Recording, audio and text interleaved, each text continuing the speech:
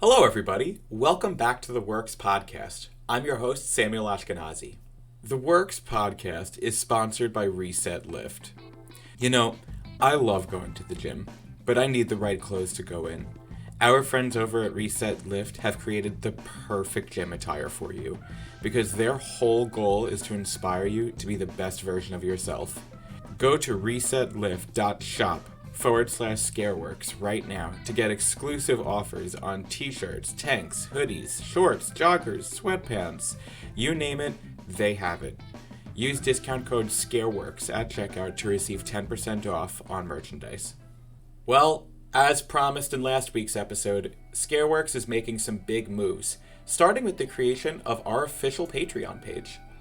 If you enjoy the Works podcast but want a visual component, now there is.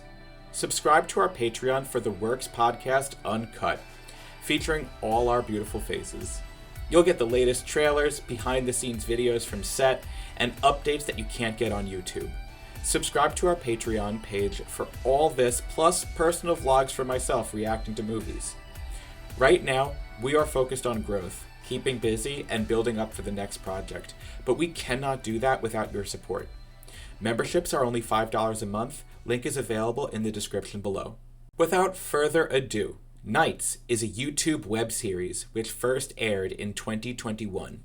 They are very excited to premiere Season 3, and today I'm here with cast members Sebastian, Emma Littig, and Jason Enrique.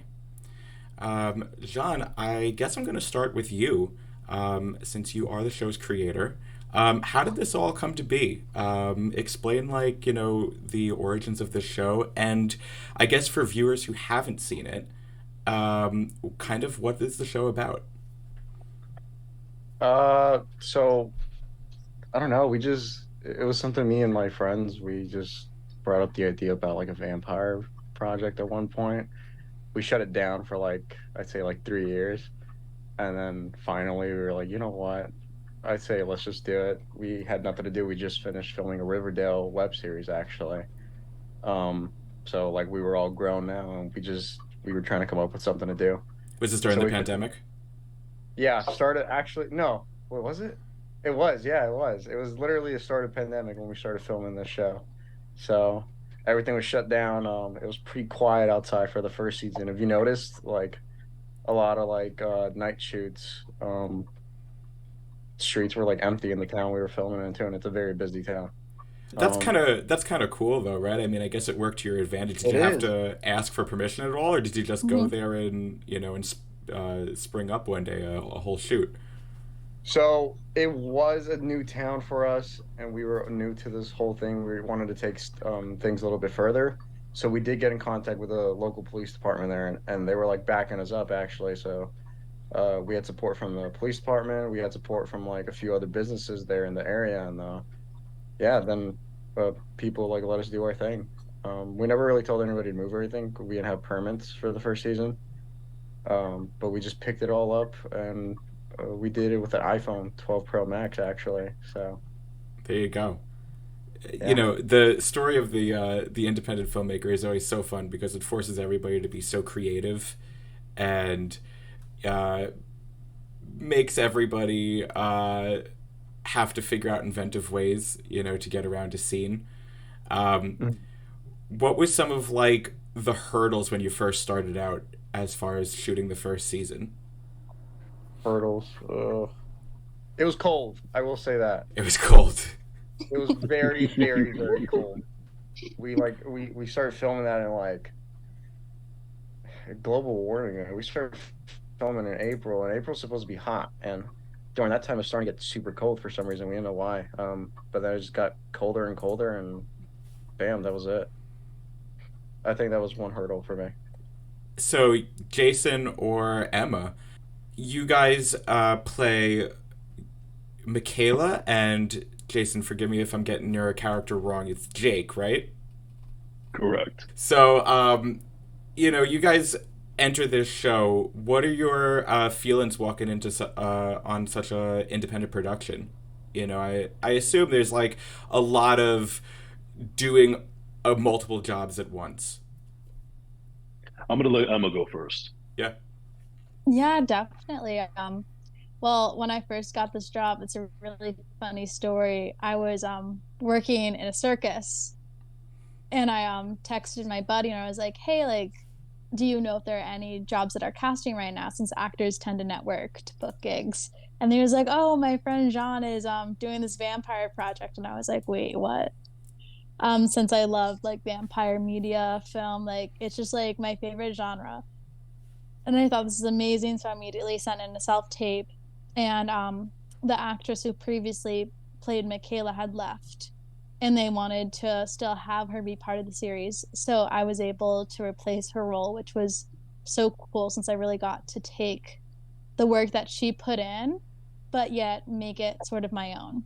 Later on, John asked if I wanted to executive produce since I've worked on a lot of projects, so I've seen the behind the scenes and how everything works. So it's my first time doing that, but I really love, girl bossing, as they say, Yeah, of course. and and really just like helping out in ways that I can, and just like seeing the industry from like a completely different side I gotta than just ask. an actor. Yeah, I've gotta ask. So, like, what were you doing at the circus? yeah. So it's a really funny story. I originally applied to be one of their dancers, right?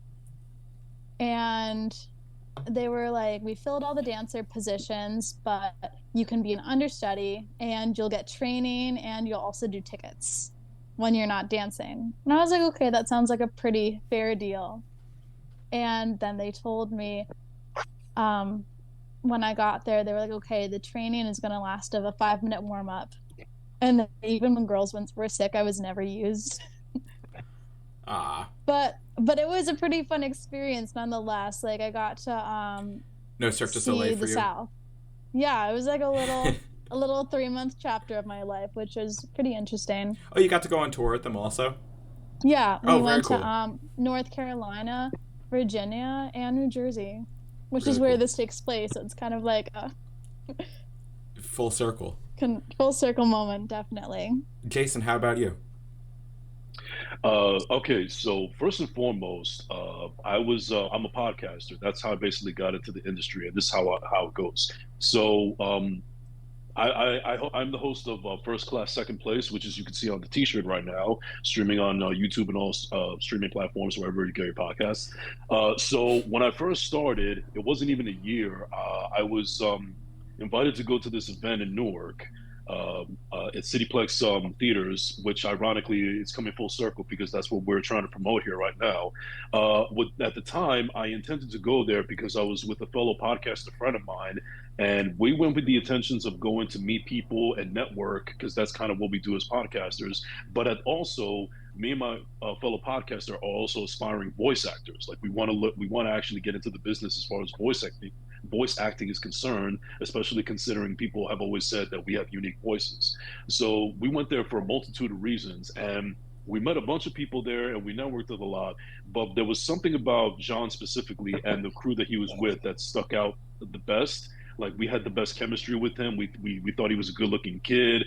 He had a lot of enthusiasm, and we saw a star quality in him. So, needless to say, we were interested in bringing him on our respective platforms, but also help us to network and maybe get our excuse me our foot in the door as far as voice acting is concerned. And then some time passed by later, and then he's getting ready to shoot season 3 of Nights, and he thought that there was a particular role in there that would be perfect for me. So he asked me if I was interested in taking the role. And to be perfectly honest, I was thinking to myself, I mean, I wanted to get into voice acting. I didn't know about actual acting because I don't know how I would fare in front of a camera or actually, delve into a character like that. Big But you know difference. what? Exactly, and also to be fair, I am actually the opposite of Emma. I am not into the vampire genre or anything per se. I'm not really a horror fan, but one of the things that I noticed in life is that sometimes you got to tackle on new things and be more open minded and not just be a closed box and only stick to what you know. I want to expand my mind and expand my horizons, and I also looked at it as a good opportunity to work with some people that I think I really respect and have what it takes to really go far in this business. And it's also to help myself to get my foot in the door. I got to start somewhere, even if it means I got to, get coffee for everybody else, so be it. So, funny story. So I said, yes, I'll accept the role. And the funny story is that when I first got the script, I made a huge error where I studied basically almost the entire script because there was a main character in there named Jacob that had a lot of dialogue. And then afterwards, I found out, wait a minute, I'm playing Jake, not Jacob. So I basically studied the wrong dialogue front to back, Oh no. and it was actually pretty funny. But it was also it relieved a lot of pressure. So so yeah, the first time I ever was on set, just like Jean alluded to, it was freezing cold, but I had a lot of fun. I had a good time interacting with all the other actors. That's where I met Lamar, and we became good friends. And I really got to see the magic behind it. And even though it was a freezing, frigid day, I don't think I would have rather been anywhere else that day. I was really inspired. I was really excited for what this can be. And then afterwards, I had a few other scenes and a couple other episodes. And I'm just speculating here, but somewhere along the line, they asked me if I was interested in directing an episode because of due to the fact that I kind of have like a big brother mentality, meaning that I'm older than much, if not the rest of the entire cast and crew. So there's a sense of me having a little bit of urgency and also no nonsense attitude. I still like to have fun, but I like to get the ball rolling and make sure that everybody's on the same page and so on and so forth.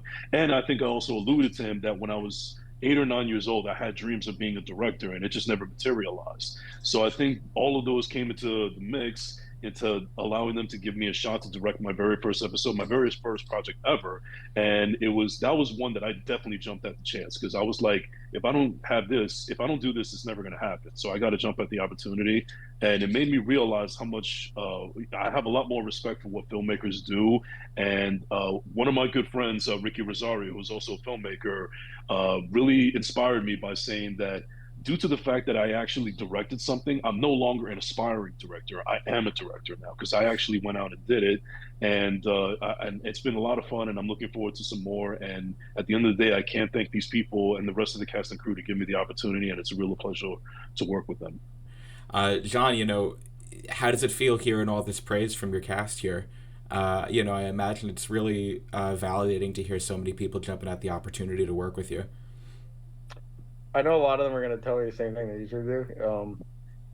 I love it, man. I do. I know a lot of the times I've already had a few cast members that go on like different podcasts or whatever, or do like some sort of ad, and they're like, "Oh yeah, like I'm gonna like shout you out." I was like, "No, no, no, man! Like don't do that. Like that's your moment to shine right there." Jason, I'm actually gonna be on Jason's podcast like a few weeks from now. But Hmm. originally it was supposed to be me and Lamar together, and I was like hesitant on it, like saying no, like I want like he should go first and by himself. No, but I appreciate it. I love it, man. I do. I think one of like the most beautiful things about really this whole industry is like when all these artists come together and you have all these talented people really coming together on one project, and you see how all of that work contributes to this greater picture that ends up being such a good time for the audience and everybody at home watching. When you first started premiering this, I mean, what was the reception like? We thought, in all honesty, dude, we thought it was just gonna be like a little like basic like another YouTube short or whatever we were gonna do that wasn't really gonna like blow up at all. Um, then like people just got hooked on to like the first episode on Halloween night actually, and it was live streaming and people were like enjoying it very well. I was like, you know what? I think we should just drop like the second episode immediately as soon as this one finishes, and we did. And on Halloween night, people saw episode two, and then we just released the rest of the episodes weekly. But the ending is what got a lot of the people. It like shocked us. People started crying. My character died at the end of the first season. Of course, he came back. But when he died, like we didn't think much of it, and he was not supposed to come back. We didn't even know we were going to do a second season, It's hard and to people kill a started crying. it's hard to kill a vampire and a werewolf, you know. It is, but no, people were like literally upset and crying. So like that shocked us. Like you know what, like we need to continue this. Like if people are enjoying it this much, we might have something like pretty good here. So yeah. What was some of your like early inspirations when you were writing this out? Ooh. The Vampire Diaries for Yeah. one. uh, True Blood was definitely in there. If you watch season one, you can tell that like we took a lot of inspiration from True Blood. Not the whole like thing that went on in that show, but um, we definitely took like music taste and just intro inspiration, all that stuff from True Blood. Um, Originally, Knights was not supposed to be what it is right now. Actually, we the original idea was more of like Underworld, but we just didn't go with that at all. But yeah. Well, all these shows, when they first start, they evolve over time and they have to become more suited to what you have and what you're working with. You Mhm. know, has it been interesting to kind of have to adapt and change the show as you go along? 100%, man. Dude, I've learned a lot of new things every time. We're adapting every season, trying new things, doing new things, working with new equipment. Um, One thing I didn't see happening, which is happening, it's like every episode we're like somewhere new, mainly, especially like when the seasons are starting. It was the first time we season two we like left New Jersey and we went to like Georgia and then we went to Connecticut and it was like, well, what's going on here, you know? But yeah. Did you always foresee yourself going into this? Did you always see yourself as being a filmmaker, or did this just kind of happen, like fooling around with friends, and then it just became like, wow, maybe I could like really do this as like a career? After all these years, you were the first and only person to actually ask me that. So this is I've been waiting for this moment. um, You beat me to no, it. no, I did not start off like this. I mean, I feel like I kind of did. Not really. I didn't see it. I know when I was younger, I'd say like I was like 9 years old. I was doing like little Lego stop motions on a phone. And I had some friends that would do the same thing, but I just wasn't into it like they all were, and they're all those friends that I used to do it with, they're popular right now all over YouTube. Like they got like a couple millions of subscribers just from doing these stop motions. Aubrey Studios and a bunch of other people. But no, I just didn't stop. I was a wrestler, dude. That was my dream. I started off amateur wrestling in school. I joined the team. I won a title at one point. But I remember when I entered like high school wrestling, I'd never made the team until like the coach told me, he's like, this is, you're just not built for this. And then I don't know. One day, me and my friends were in class. This is gonna sound crazy, but our teacher on Thursdays would show us Arrow, the TV show, and it was like streaming back then, which is not something you expect. But Definitely yeah, not. Cool no. But every teacher. Thursday, yeah, cool teacher. What Every Thursday class we was would that watch for? Hmm? What class was that for? What are you learning from Arrow? It was math. We were watching Arrow and math, but every Thursday, man, and that just inspired me. I was like, you know what, like I don't know why it popped in my head, but I was like, I kind of want to do something, you know? So I was like, let's give it a try. Me and three friends picked up an iPad and we made a short series called The Son of Arrow. And it was kind of cringy. I hope nobody ever finds that at all. But Is that still on your yeah, no, YouTube? I think so. Well, Probably. cat's out of the I bag know now. I know the original Friday the 13th fan film, which is what we when we moved more into horror and we actually started doing it more. That should definitely be on like YouTube somewhere. I Yeah. don't know where, but it's there. When you did the Friday the 13th fan film, um, did you ever get any feedback from like any of the Friday the 13th people? Like any of the people No, involved in the official dude. series? So I'll say it here. I did not ever, not once until now, because recently I have been rewriting those fan films and making it into something a little bit more better because now I'm an adult and I have access to more stuff. I have access to more people, and we're doing something pretty crazy. Have you heard of Womp Stomp Films, who just made Never Hike Alone, and they're making a few other of these Friday 13 films? Okay. They actually have the actor who played Tommy Jarvis is in their films. They're making one more with him. It's kind of a way for the fans to like see that actor play that character one more time. But recently they've given me feedback, and I've had a few other Friday 13 people like give me feedback. Um, but I'm cooking something up right now, man. I'm taking it all back to where it started. I know a lot of these bigger Friday 13 fan films are kind of getting hit, depending how good they are. The way I'm doing things in this one's a little bit more different, so there's like a 50-50 chance that we're probably gonna get hit, but I'm gonna take that risk. If it's really good, you might take a hit on it, but like they might remember your name in the back of their head, you know? Yeah, they will, dude. I've always been told stuff like that. Like, actually, he's a freaking close friend of mine now, but he's what inspired me to like start doing like films on YouTube. His name's Brandon Forjan, 4Jan Productions. If you ever heard of them, they did like a big Punisher fan film a while ago. They're working on the second one right now. But no, Was that that man is always was that advertised on episode 3, season 1? yes, it was. Yeah, I It remember was. seeing that. Yeah. Mhm. Yeah. No, Brandon would always tell me stuff like that. But he's a big inspiration. Brandon, if you're watching this, God bless you, brother.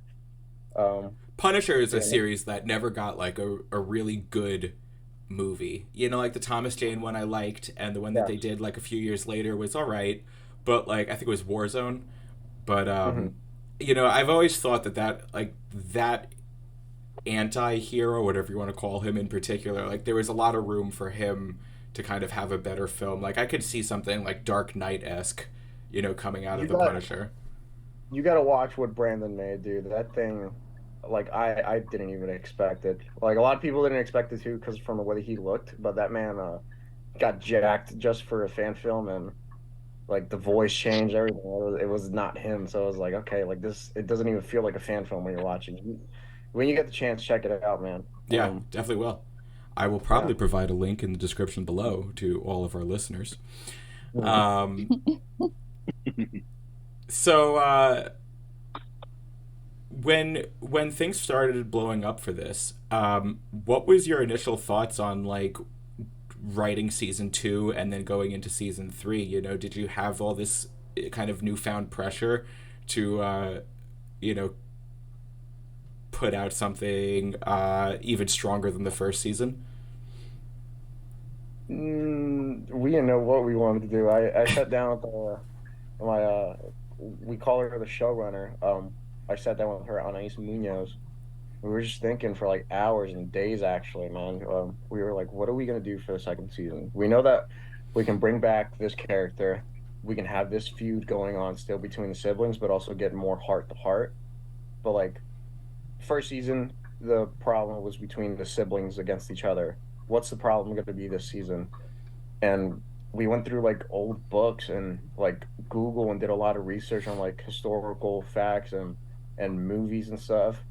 And then we came across it and we looked at other like stuff like the Vampire Diaries and a lot of these other big shows. And we see they were like not doing a certain character. You're like, you know what? It's like, why don't we do Dracula? Dracula coming in could be something new. He could be the big bad, and you're like, let's make him seem like this myth. So like even vampires, like vampires won't know he exists. Like to them, he's a myth, but he's also supposedly the one who created every vampire, technically. We brought him in, and then we've revealed him to be the father of the knights, pretty much. So going to Emma and Jason, you know, when you get these characters that are supernatural to say the least, you know, what is it like trying to put yourself in the shoes of these kind of supernatural entities that, um, you know, have, you know, lived through just such crazy things and are capable of doing such crazy things? Yeah, I think one of the main things that I think about throughout history, thinking about the historical events that have happened in their life, and like, yes, they're vampires and yes, they're like different, but they still have tons of human elements and components and still feel and have emotions. So, having them live that long and have survived like traumas, thinking like how that would affect a normal person, but then over the course of that long time, I think it's very special, and especially um being able to play one of the villains of the show, I think it's very important to not take it as like, oh, they're the mean villain and they're always mean, and taking it from the point of like, this is a Real quick, traumatized yeah, just of getting a course. just getting a siren in the background. I just want to wait for it to end. Of course. Let Sorry. me know where I stopped so I can pick up from there. You're probably not even gonna hear it because we can't hear it either. You I can't know, hear it now. Oh yeah. When you are playing a villain, you have to remember that it's not always about like I'm the big bad villain and I'm just like angry at the world. To make your character more complex and realistic, you need to think about why and what are the motives that makes this person or vampire hybrid do such awful, terrible things. And what I've come to realize is that like a lot of it is from when she was human in her past and like how she was neglected at a young age, how awfully she was treated by lots of men. And now she's doing these awful things and she feels like that's what she needs to do to feel protected and to feel secure and to feel safe and feel like she's in control of her life. Jason, how about you? That's not, first of all, first and foremost, that's a great question. And second, for me personally, it was interesting to say the least. And what I mean by that is, um, there was a lot of similarities. I feel like for my character to myself, I basically just had to go back to the basically 20 years ago when I was younger and I had a lot of angst in me. And I've actually spoke about this on my platform a couple of times, where, especially recently, where I always felt like I was the black sheep of my family. And I feel like my character kind of embodies that in the sense that he belongs to a family that is willing to accept him because his previous family, his actual family, couldn't accept him for who he is. And the interesting thing about our characters as well is that, based on the stigma of werewolves and vampires, where the stigma goes that we're like villainous and, we have all this trauma and everything that leads us to these really make evil decisions and bad decisions and so on and so forth, makes for very interesting characters. But I think that in the case of us, we were able to, especially specifically me, I was able to tap into my character's angst and sense of lostness, and being able to feel welcome in a family that absolutely accepts him for who he is, but they're not exactly the greatest group, and it's also for a purpose.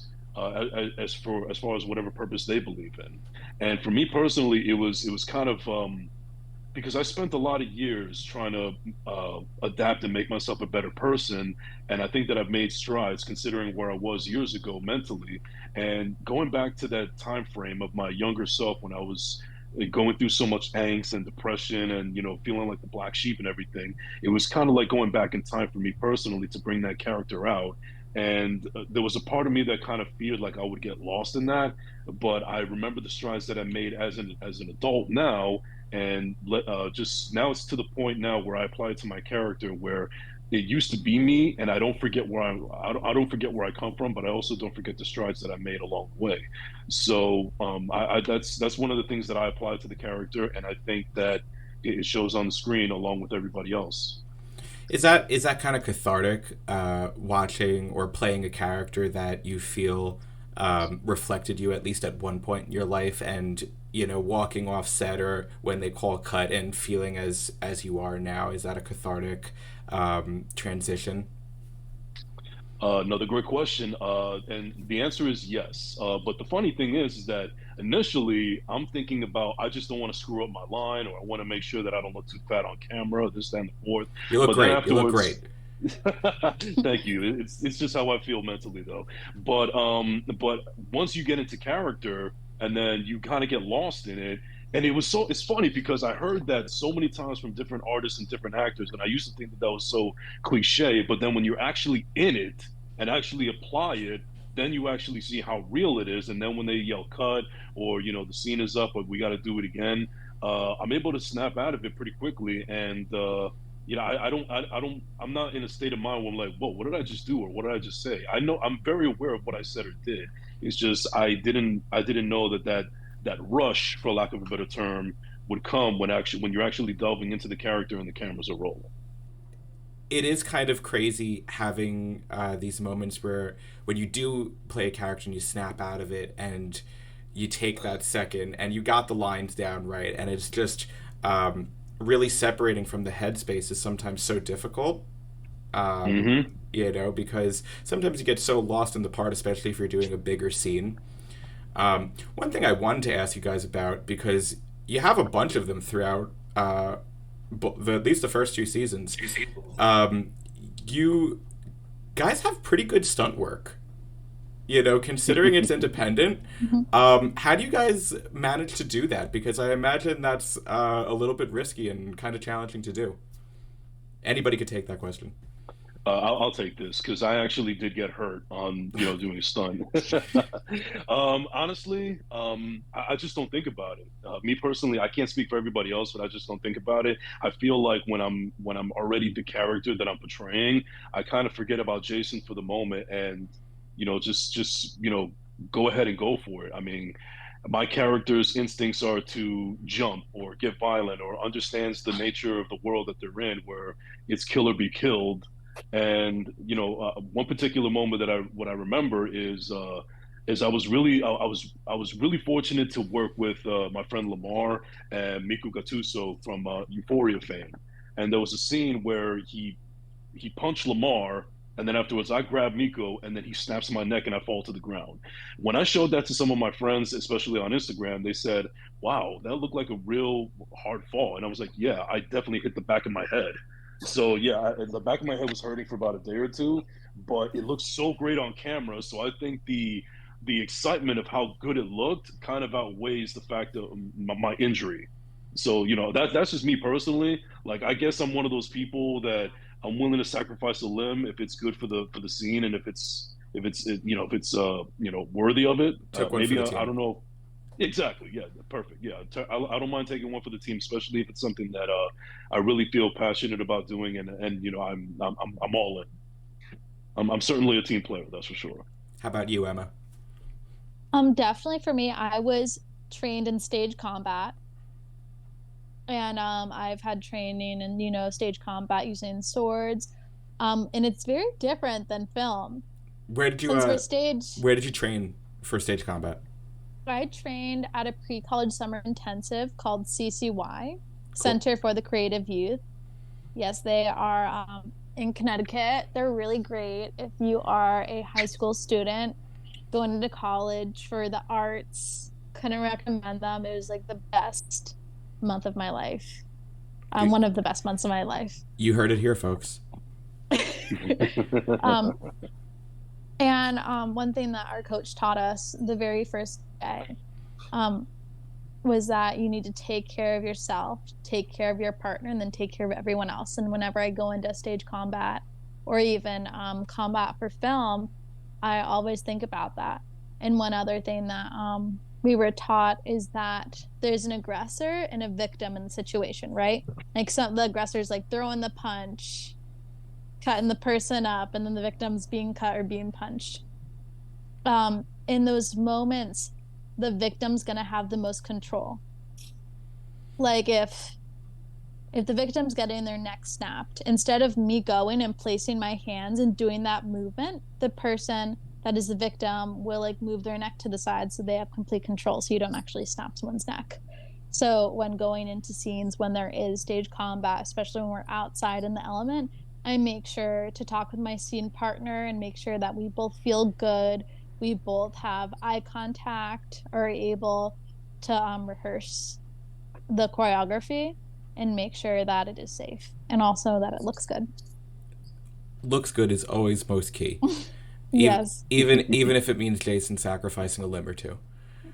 Uh, if you're local to Long Island, New York, and need movie recommendations, subscribe to the Long Islander newspaper, where you can catch my movie reviews and theater write-ups every week.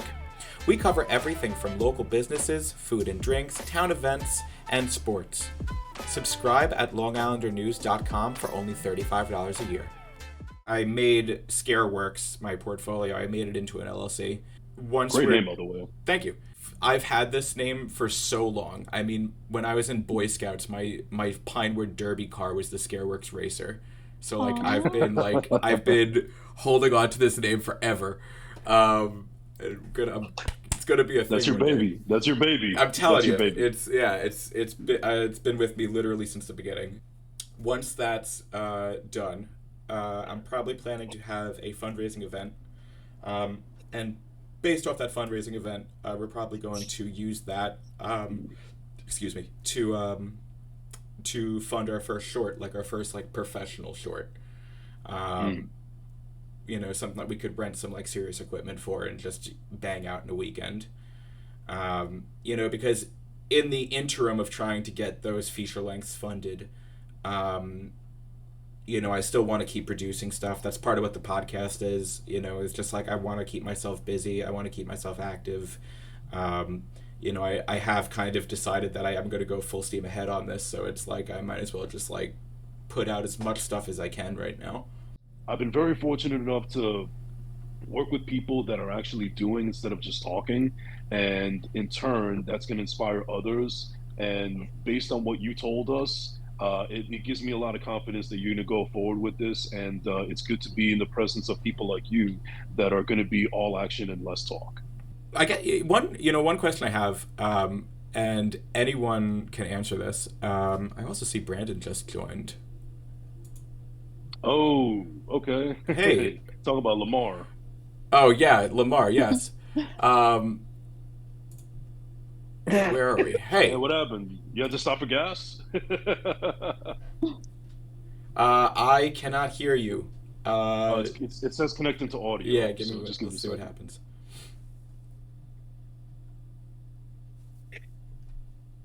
All right, I think we hear him now. Hey, what's up? My bad. You're good. Hey, what's going on, Tim? What's going on, man? Welcome to the party. My bad. I had to do a few things and kids, and I went to the gym, and yeah, what's going on? I mean, we've talked about so much already, but I mean, let's just jump right in. Like, Okay. how are you feeling about the state of the show? Are you excited for season 3? Oh man, definitely. What, and also like what my characters bring to the table. Gene as Alexander, Jason as Jake. He's my right hand man. My character has a lot of animosity and hate this season. What you gonna say? So, give people a little taste of that. I mean, what should they expect this season? The character Derek. What's the best way to describe him? He has a lot of malice in his heart. He's very resourceful, unforgiving, vengeful. And yeah, Alexander, he's the one that made Derek that way. And Jason's character, Jake, he's my right-hand man. I've known him for centuries. His character would lay his life down for me. I trust him with my life, and we're kind of like brothers. So when I'm not around, Jason's character Jake, he handles everything. So he's like second in command. Alexander, he betrayed me. He turned me into a vampire because I was a werewolf at first, just a werewolf, and he bit me, turned me to a vampire. So I try to give too much, but I have a lot of animosity towards that character. So, I guess open question for the whole group. Who do we feel is the better supernatural affliction, werewolf or vampire? Oh, werewolf. Okay, we got one for werewolf. Vampire. Another vampire. I'd say hybrid. Okay, So, Lamar. I'd say hybrid. My character's a hybrid, so that's both. So I feel like you get the best of both worlds. Now, and you're just the most powerful. Now, describe what a hybrid is. Like, do they look any different? Of course. So they look like normal people day to day if they have a daylight ring. And that can stop them from turning on the full moon. But basically, they just they have this dormant gene in them. And if they kill someone for the first time, then they will turn on the full moon and turn. So obviously when these people who don't even know they have the gene turn into vampires, and obviously how do vampires eat? They kill people, drink their blood. So the first time they kill someone and they're like, oh shit, what's this? And then you have this whole entire new set of obstacles to challenge. But also you have all this strength, all this power, and just a new lens of how you're going to view the world. Do you think Do you think being a werewolf or a vampire is a curse or or like a superpower? Depends on I think, whose character you ask. can I say something real quick? Yeah. Go ahead, Lamar. Also in this episode, I didn't see Emma here, my bad. Also in this episode, me and Emma has a strange partnership. See my fingers? There goes Lamar spoiling everything. I was on the trailer. Calm down, Tom Holland. That was on the trailer. That was in the trailer. I know exactly what he was talking about. Yeah. Thank you. When we shook hands, when we shook hands, that was on the trailer. Yeah. Anyways, that was pretty much it. For me, to answer that question too, I would think being a vampire for me, I wouldn't like that power because everybody, like I said, everybody that I love, I meet, is all going to die before me. Unless you turn them. It's kind of like depressing to me, like at least, like for me, it's probably kind of depressing. Unless you turn everybody you love, you could just turn them into vampires also. But what about their feelings though? Hey, we're acting selfishly here. John, how about you? I mean, as the creator, you obviously like being vampire. Do you think that's a curse, or do you think it's a superpower? I think it's more of a curse, honestly. A lot of the vampires, they don't choose to be vampires. And that's how it happens. Yeah, it sucks a lot of times. I know for the knights that are vampires, because they're like older than most of the other characters on the show, and like they're technically immortal because you can only kill them with a special dagger. So like it sucks because they don't have that choice. So I think being vampires is a curse. It would suck living forever, like honestly, like in my opinion, because everything would like not be the same. I mean, generations change, and you start getting like flying cars and technology advances, but at the same time, it's like I want to pass on too after a while. That's just me though. Like after a while, I'll be like, okay, I live my life. Let me go ahead and Can I interject? Yeah. Yeah. Well, actually, for me, I actually agree with Emma. I think it's for hybrid, and the only thing that I could think of at the moment is due to the fact that vampires and werewolves, they're already at odds with each other, and then so comes along these hybrids where it's almost like vampires and werewolves now have a common enemy. Even though they're at odds with each other, they have a common enemy, and now it seems like the hybrids are actually looked at as a big threat, but they're constantly also have a target on their back from both sides. So I think that they have to really tread lightly and constantly watch their backs, but also being mindful of how powerful they really can be. So it's a lot of responsibility to have that kind of power, and it's also a lot of paranoia to have all those enemies on your back. So even though, like I mentioned, the werewolves and the vampires, they're at odds with each other, but the one thing that they have in common is the enemy, and that's the hybrids. So I think the hybrids really have to look over their backs for both vampires and werewolves, and also at the same time knowing the kind of responsibility of the kind of power that they have. So it's a lot of pressure to have, especially when it comes to teenagers. I mean, especially since they're not mature and they don't know any better, they think they're know-it-alls. Who's to say that they could misuse that power? You said earlier that you were a super angsty teenager. If you were a teenager afflicted with a vampire or werewolf curse, how do you think you would have made out? Oh, I would have went scorched earth. I would have killed everybody because I don't like I don't like competition. I don't like competition, so I'd rather eliminate the competition before it even becomes a thing. Technically, Alexander. You see why he's my right hand man. You see that, right? You see that finger? He's a killer. Get rid of the issue. Get rid of the issue. Get it out of the way. Yeah.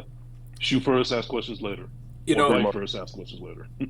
Lamar, I had asked all of them before, but like, how did you get involved in this show? What was your first outing with this like? Oh man, the way I got into the show, Gene.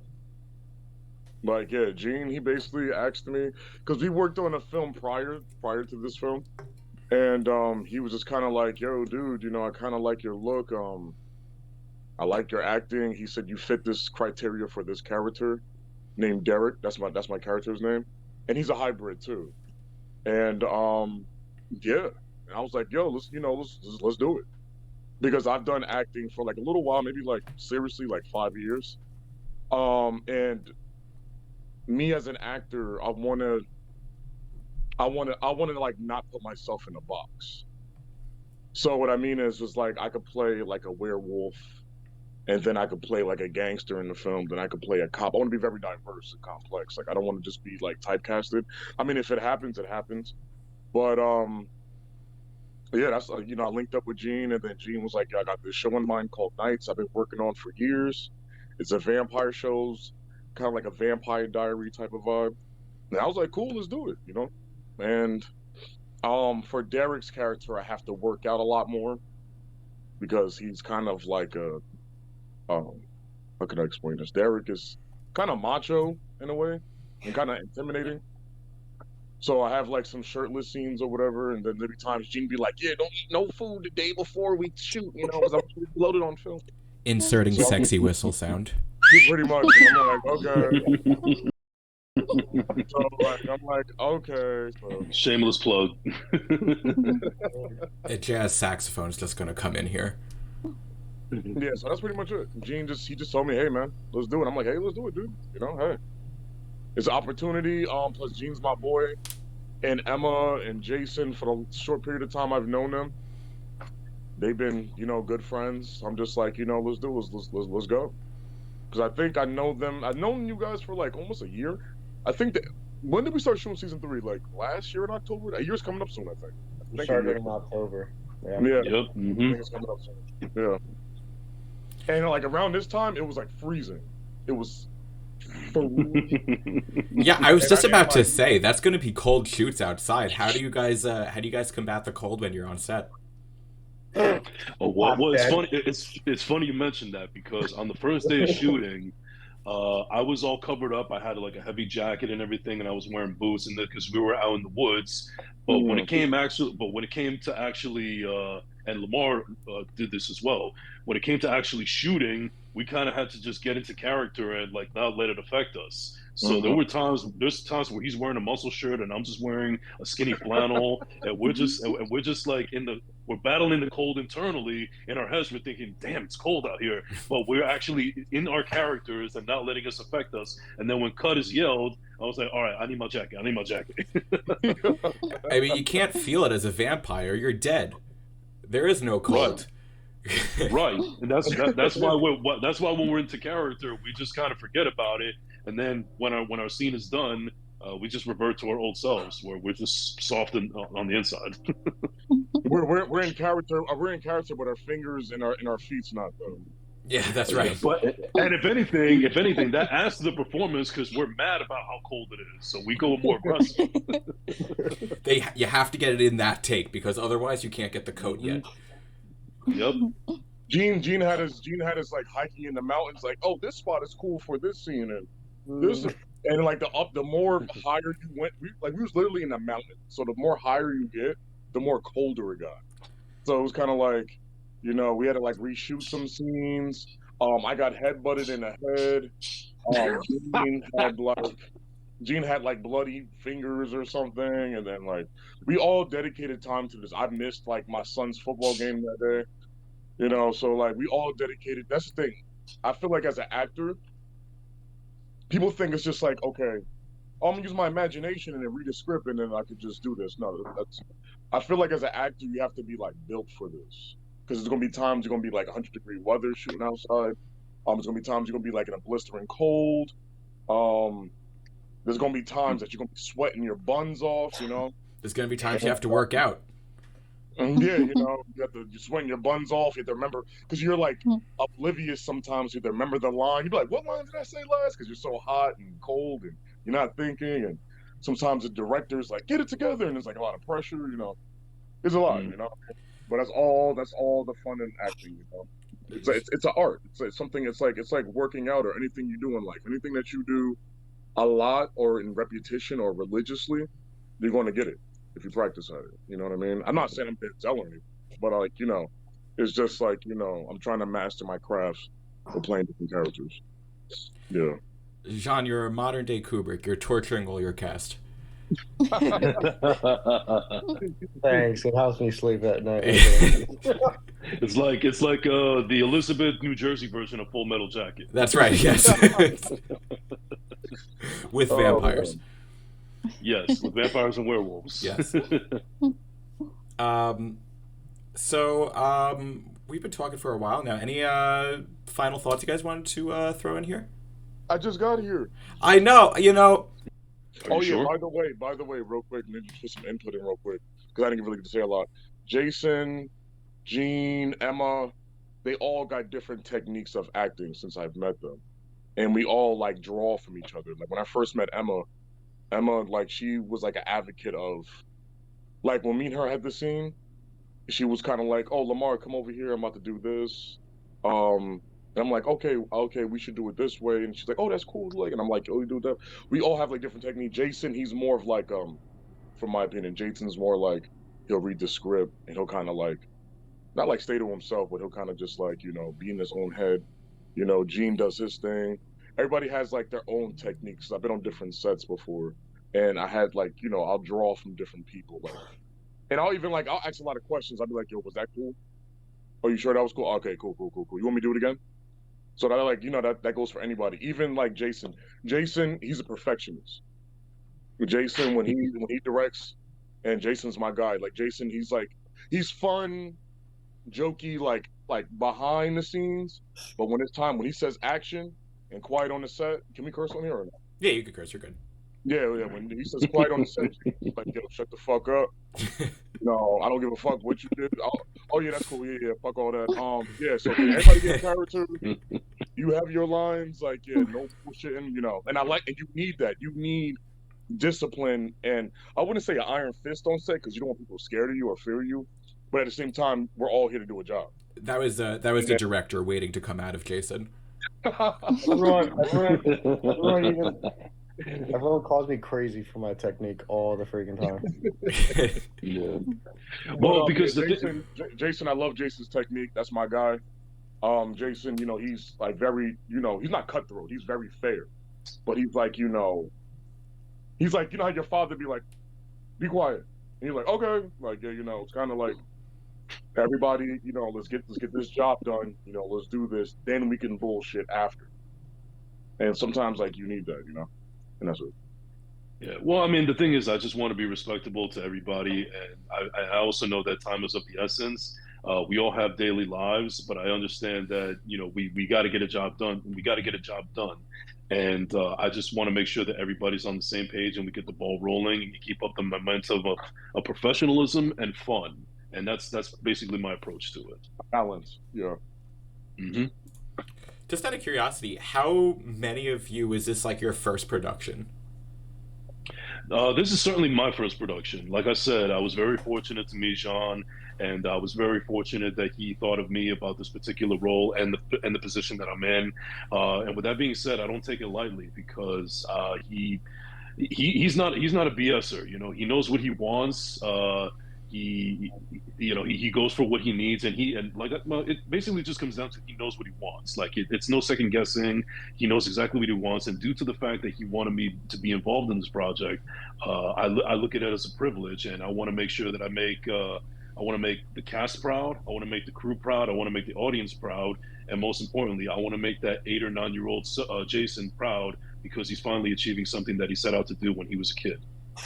What's the deal for the premiere? How do we get tickets? I'll let Jean talk about that. Yeah, I got this one. We are selling tickets online at eventbrite.com. Just search up Night Season 3 premiere. Tickets are on sale right now online for $17. You can also buy a physical ticket at the door on the 29th for like $20. But yeah, our link is in the description on Instagram. We're promoting it everywhere. As I said, Eventbrite. Yeah, it's literally buy tickets. You heard it right here, guys. You could definitely afford $17 right after you spend $5 on my Patreon membership. Right. Or you know what? You guys can just sell me the money and I'll got the tickets for you. or that. We do have one free ticket right now available. Somebody was kind enough to buy a ticket. for somebody else. So we are giving away one free ticket at the moment. And how can you win that ticket? By earning that ticket, you have to follow the Instagram page, all 3 Instagram pages. You got to follow Knights, you got to follow Norvik Universe page, and you have to follow Sage, which is the new show that's about to happen soon. And then after that, send us a message, proof, and that's it. The usernames for those Instagrams will be available in the description below. All right, guys. Well, we're coming to the end here. Any last things that we want to talk about? Lamar, I know you kind of joined in late, so why don't we start with you? Like, anything you kind of want to share? Any weird stories from set? Anything to look forward to right now? I would say, just come see Nights. Come see Nights, October 29th. Get your tickets. It's the links in my bio. Where is that premiere? The premiere is at North City Plex Theater. There we go, guys. In North New Jersey. Are you from New Jersey or Long Island? Close enough. Oh, yeah, okay. Yeah, just come get the tickets. Bring your family. Bring your friends.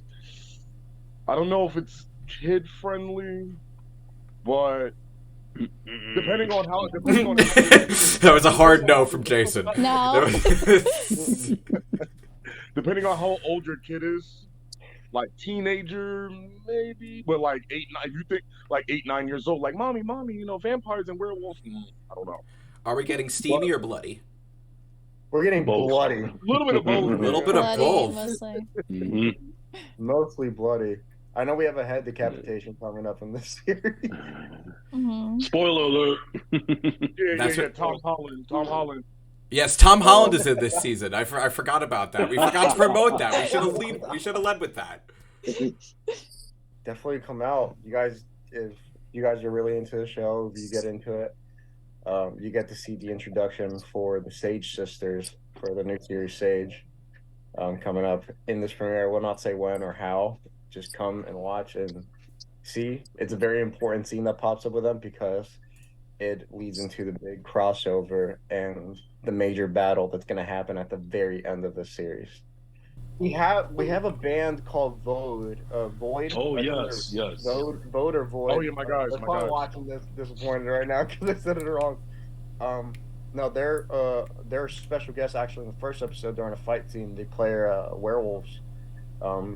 That's all the special guests I'm really gonna say for now. Gene, talk about how you met them. Talk about how we met them on accident.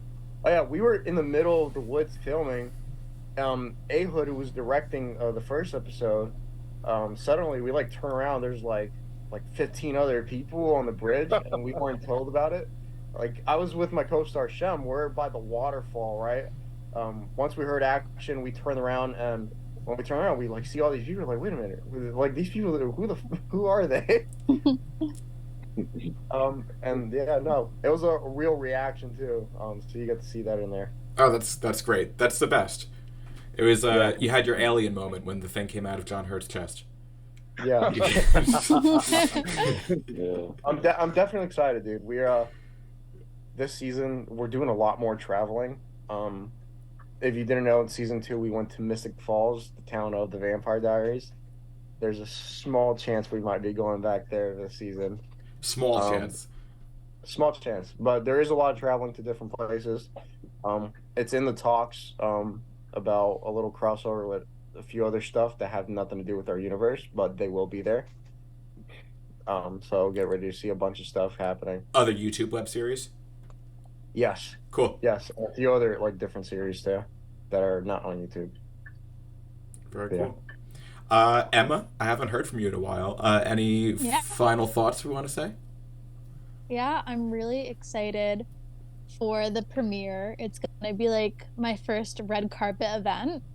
We are having a full out red carpet, so everyone that gets their tickets gets to take photos with the red carpet and wear whatever they'd like, preferably a fancy frock or a tux or whatever makes you feel fabulous.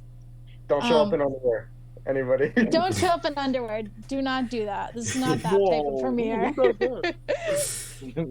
It is TVMA. TVMA. Yeah. Yes, it is. We get a glimpse of Lamar Swift's ass in it. What happened? Hold on, stop cutting Emma off, okay? Tom Holland was talking again. I don't know what he's talking about. No, I know. I'm also really excited later on, looking at the backstory of my character and starting to go through that, and also the different decades, which will be really excited to see the wardrobe and just like how they were back then, which I'm really excited about. Also really excited for my family and friends that are coming to the premiere, and just to also network. We're having some casting directors and other directors from other projects coming to the premiere, so it's going to be a really great networking event, especially if your viewers are actors or in the film industry. It's great just to network, as you know, and meet other people so we can continue working together and creating beautiful art. Great, Emma, great. Emma completely reminded me. So this season, something we did not do in the past 2 seasons, we are doing flashbacks, and we're doing Victorian era, we're doing World War II, we're doing a bunch of different like stuff. But yeah, How something to look. Any independent filmmaker knows that doing period pieces immediately shoots your budget up. This is definitely a lower budget show. What was it like trying to work around that? It's difficult. Yeah. It's really difficult because like it's not like we have like this $1 million budget to like make like go into a studio and like build our own set. We're like in a lot of real locations. Um, it's very rare because we have to do a lot of research. We spend hours researching and finding locations that look authentic to the time period we're going for. We found a few spots in New York. I'm not going to. I mean, I Represent. can. For Tyrone Park, we're going to be at. That's going to be used a lot for Victorian era scenes. Very cool. We have medieval, a bunch of stuff. A lot of the medieval stuff happening, or like Viking flashbacks. That's going to mainly being like probably on like a beach or the forest. But the forest is a big thing we use all the time. I think it's more easier for us. Well, trees don't age, right? They always there's no time period to the trees. Yeah. Jason, anything you want to leave us off with? Yeah, I mean, everybody just alluded to, make sure you guys go out, get your tickets. Tickets are selling pretty fast, so make sure that you get them ahead of time. Please support something that we're all very passionate about. We're very proud to be part of. And the final thought that I'll just leave everybody is, I've learned in the last year or so, especially with this group here that we're involved with, that never give up on your dreams. There was a point in my life where I basically gave up on mine, thinking that it was a pipe dream and it was not attainable. But I think when you surround yourself around with the right people that have the same goal as you and realize the passion that you have for each other, the possibilities are endless. So we only have one life to live. Live it however you want. Don't ever stop chasing your dreams. Do whatever it is that you need to do, what is necessary to get your dreams off and going, and to prove everybody that you can do it, so that could lead to more people being more inspired and motivated to do what they want to do. And their passion and that motivation is going to continue to make the world a better place. And in this time, in this day and age, we certainly need it. So take it from somebody like me who's pretty self-deprecating and realizing that I actually was able to make it happen for me. And with that being said, if I can do it, then anybody else can. Don't stop. Go chase your damn dream. It's a fact. All right, guys. Well, it has been a pleasure speaking with all of you. Thank you guys so much for doing this. Really, really appreciate it. The Works podcast is a Scareworks production. I am your host, Samuel Ashkenazy. This has been episode 4.